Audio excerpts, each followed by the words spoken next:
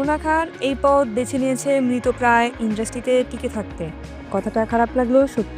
রুনা খান যখন হেলদি ছিল 14 হাত ছাড়ি দিয়ে দেহের মেদ ডাকতে ব্যস্ত থাকতো, কথাবার্তা বলতো ঘরের মেয়ের মতো।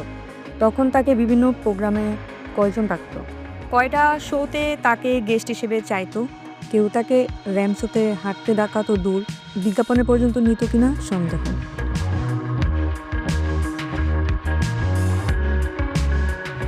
নাটকের বাজার ও দর্শক চাহিদা আগের মতো নাই। চলচ্চিত্রের চাহিদা সম্পন্ন নায়িকারাও বছরে 2টা ছবি হাতে পায় না। সেখানে রুনা খানের মতো মধ্যবয়সী অভিনেত্রী নিজের কাজের স্কোপ খুঁজে পেতে হয়রান হতে হতো, এটা কনফার্ম। বছরে 2টা কাজ পেত কিনা সন্দেহ। রুনা তো প্রায় হারিয়ে গিয়েছিল।